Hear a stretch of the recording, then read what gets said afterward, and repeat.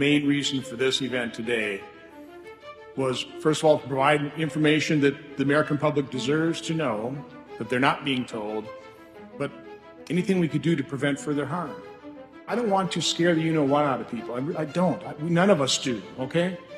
But they need to have that information. vSafe is the CDC's premier vaccine safety system for the COVID-19 vaccine. This is a dashboard that ICANN created to be able to visually represent the vSafe data. About 800,000 people reported needing medical care in the database of 10 million. That's about a 7.7% of people in vSafe reported needing medical care. That is 1 in 13 people.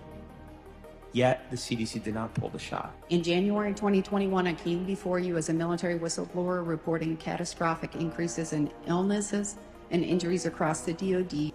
The total number of reportable events went from 110,000 in 2020 to over 200,000 in 2022. The vaccine was introduced into the military in January of 2021.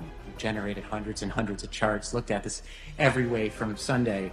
The UK government, until this summer, was reporting a data series that showed the relative mortality rates for the vaccinated and unvaccinated by the number of doses of the vaccine. It simplifies down to a conclusion that says that through the last available data set, the people in the UK who took the vaccine have a 26% higher mortality rate. This is a Society of Actuaries. In 2021, in ages 25 through 64, the employed people of our nation covered under group life, they experienced a 40% excess mortality. 1.2 million additional Americans in the employed segment of our population left the workforce or didn't leave the work, they got disabled.